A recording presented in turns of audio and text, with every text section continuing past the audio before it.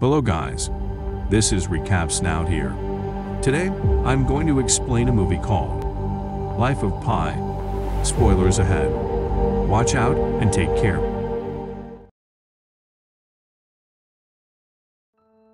At the beginning of the movie, we see a boy named Pi, whose full name is Pissy Mahler Patel, nicknamed Pi. We see that a writer has come to meet Pi. Here we also find out that the writer has been trying to write something for the past 2 years. But now after 2 years of trying, he feels that whatever he has written till now is useless. For this reason, he tears apart all of his writings. We learn that he is now here to meet Pi as one of Pi's uncles informed him that Pi had an interesting story to tell. Pi's uncle also told the writer that the story would make anyone start believing in God. After hearing this, Pi tells the writer, "I am not sure if it will make you believe in God or not, but I can certainly share my story with you." Pi says that it has been quite a while since I have talked to anyone about Richard Parker. Now Pi starts to tell the story to the writer, and the movie goes into a flashback showing his childhood. We see that in his childhood, Pi used to live in Pondicherry, India, along with his whole family. His father was the owner of a zoo there, and Pi and the rest of his family used to live in the zoo. We see Pi had an uncle who had a passion and desire to swim in all the world-famous swimming pools. Once Pi's uncle went to the very famous swimming pool in Paris named Pissy Mahler. This swimming pool was one of the cleanest swimming pools in the world. He enjoyed swimming in the Pissy Mahler so much that he named his nephew Pi after the famous swimming pool. From then on, Pi became known as Pissy Mahler Patel, as he had an uncommon name, so all of his friends made of Pi as piss in English means urine. So to get over the regular embarrassment, he shortens his name to Pi. After this, everyone starts to address him as Pi. Though Pi was born to a Hindu family, he loved the Almighty God dearly. Thus he respected all religions and was an Ahmist. We see that Pi used to offer prayers in the mosque as well as the temple, and also attended the church. Pi's mother was very supportive of her son regarding this matter, as she thought that someday Pi himself would be able to find the answers to all his questions on his own. But his father told Pi that being an Ahmist was as good as being an atheist. As his father owned a zoo, there were all kinds of animals, including a royal Bengal tiger. The tiger was named Richard Parker after the man who captured it, and the actual name of the tiger was Thirsty. But when the beast was brought into the zoo, the names got interchanged because some of the documents had been misplaced or lost. Although later everyone got to know about this fact, the tiger's name remained unchanged. One day, Pi wished to feed the tiger with his own hands, so he takes a few pieces of meat in his hand and goes to the caged tiger and puts his hand inside the cage. Just when Richard Parker was about to have the food from his hand, Pi's father arrives. Pi's father shouts at him loudly and scolds him for his actions. Pi believed that all animals used to behave politely to humans. To prove that what Pi thought was not the case in reality, his father brings a goat and ties it with the cage of the tiger. And within moments, Richard Parker ends up brutally eating the goat after killing it. After this, all of the thoughts and perceptions that Pi had about Richard Parker change. The scene then shifts to a few years later, and we see a grown-up Pi, and he meets a girl named Andy.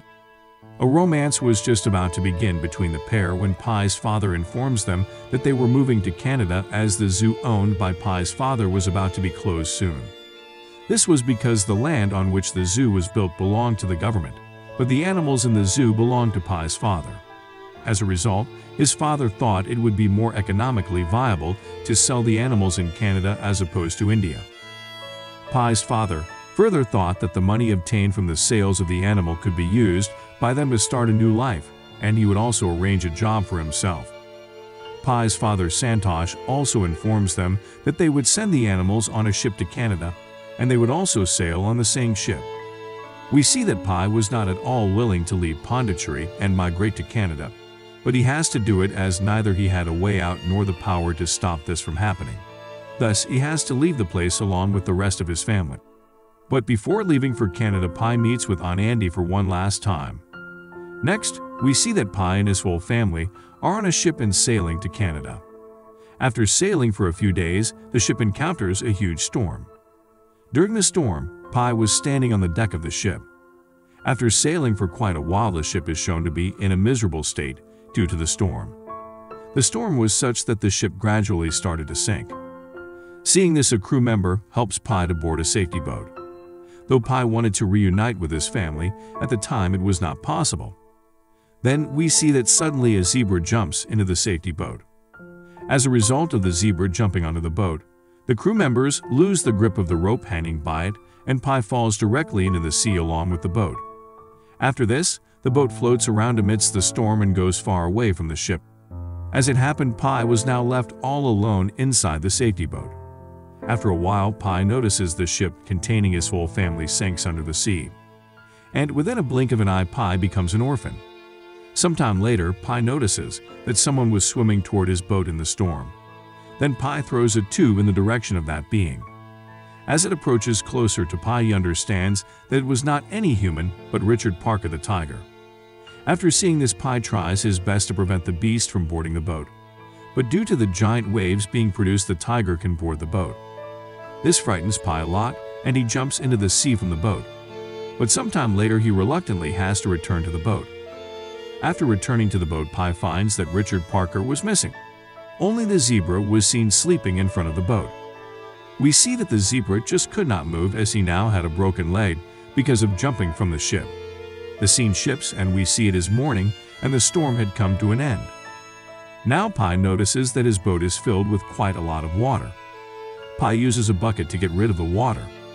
The boat that Pi was on was half and half, meaning that half of the boat was covered and half of it was open. When Pi was getting rid of the water, a hyena appears from the covered part of the boat. After this, the hyena tries to attack Pi, but Pi somehow manages to survive using the row of the boat. Pi then notices that a chimpanzee was approaching his boat while floating inside a fruit basket. Pi helps the chimpanzee and takes him aboard the ship.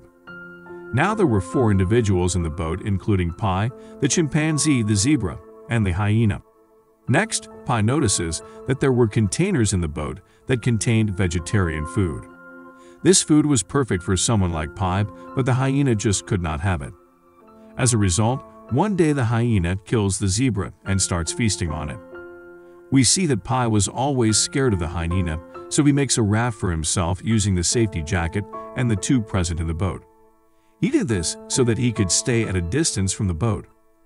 One day, when Pi was about to leave the boat with his raft, he sees that the hyena again killed another animal, and this time it was the chimpanzee. Pi tries his best to save the chimpanzee, but in vain. Then he shouts at the hyena. Just then, Richard Parker suddenly appears out of the blue and kills the hyena on the spot. After this, we see that Richard was trying to even kill Pi, but could not manage to do so as his feet got stuck to the cover of the boat. Pi seizes the opportunity and escapes from the boat along with his raft and ties it with the boat. Then he goes at a distance from the boat using the raft. Pi spends the night on the raft, but in the morning he has to again go to the boat to get his food.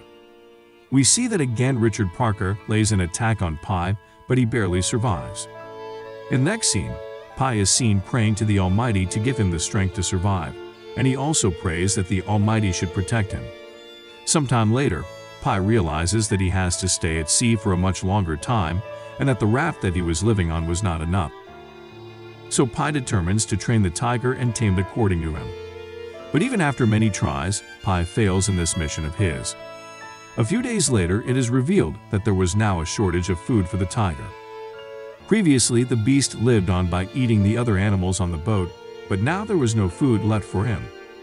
Pi realizes Richard Parker's condition and feels that if he did not get something to eat soon, then he would jump from the boat and start eating Pi only. Pi then tries to catch some fish using the means that he had, but he fails to do so. One day Richard Parker notices some fish in the sea and jumps to capture them, but here he fails after a few tries. Then we see a hungry Richard approaching Pi, but Pi somehow manages to survive. He jumps on top of the boat along with his raft. On the other hand, we see that Richard Parker was trying his best to board the boat from inside the sea. He was not able to get on board as the boat was extremely high. We then see Pi trying to kill Richard using an axe, but is resisted his conscience. He then feels guilty and helps Richard get on board using his raft. Richard Parker has now returned to the boat, and Pie also returns to his raft. But the problem remained unsolved, as if Richard was not given anything to eat soon, he would again attack Pie. In the morning, we see Pie catches and kills a large fish for Richard Parker, and then he starts to cry. He was crying because he was a pure vegetarian. He was also kind-hearted and was against any kind of violence against animals. He just never wanted to kill somebody. But now he was helpless and had no way out. He then thanks the Lord for coming to him in the form of a fish and saving his life.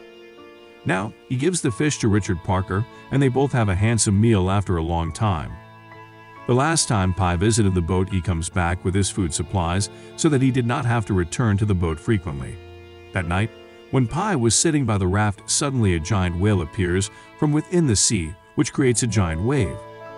The wave was such that the raft Pie was living on got turned around 360 degrees.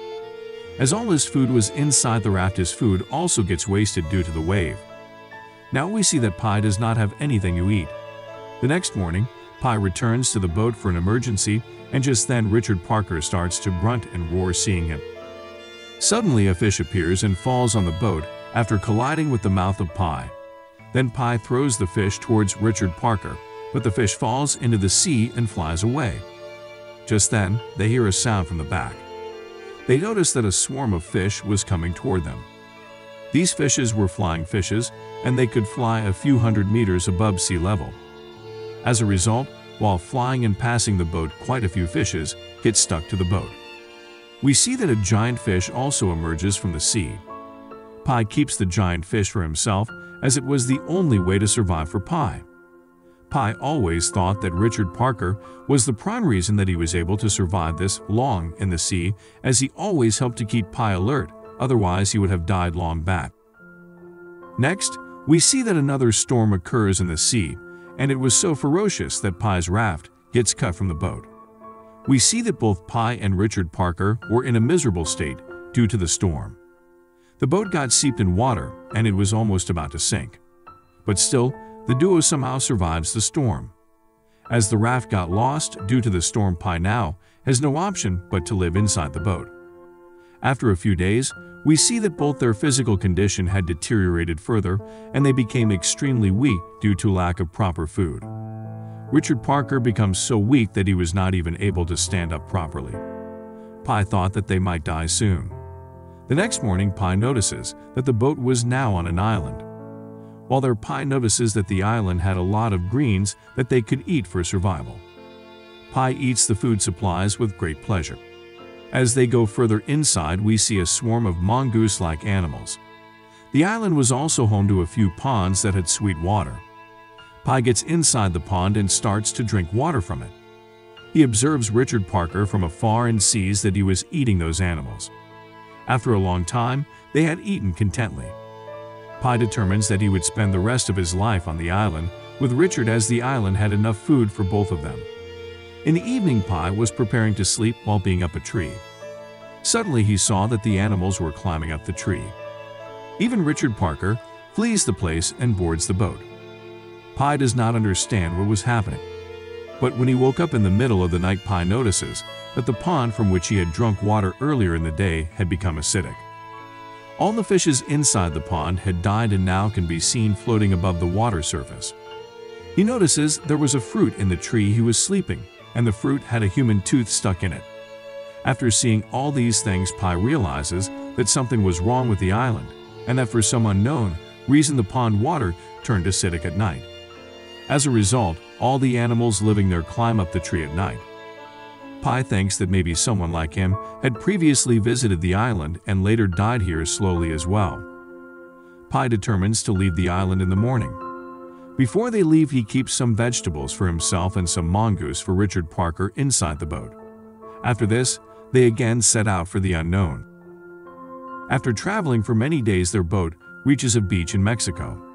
After they reach the place, Pie felt so weak that he falls flat on the sand. Whereas Richard Parker somehow manages to walk and goes inside the jungle. Pie had hoped that Richard would at least turn around for him once. But Richard does not do so and walks straight into the jungle. This act of Richard Parker breaks the heart of Pie. As he thought after spending such a long time together, Richard Parker must have started to consider him as a friend, and thus he starts crying. After some time, some people rescue Pi and admit him to the hospital. The scene then shifts to the present, and we see Pi is now talking to that writer. Pi tells him that it hurts the most when you cannot properly say goodbye to someone. He also says that I was never able to thank my father properly, but it is due to his teachings that I am alive today. The writer says that he is at a loss for words after listening to the story of Pi. Pi tells him that he was the only survivor of that shipwreck. That is why 2 inspectors from the ship manufacturing company came to me to hear the story. Pi says he had narrated the story of Richard Parker to the 2 men, but even they could not believe it, so he tells them another manufactured story to please them. Then Pi narrates the made-up story to the writer and asks, which one do you like? The writer replies that he liked the story that contained the tiger. Then he asks Pi, will you permit me to write up your story? Pi answers, most definitely I will. Now the entire story is yours. In the ending scene, we see that Pi is now married and has 2 kids, and he is quite happy with his family as a whole. Thus, the movie ends. Thank you for watching.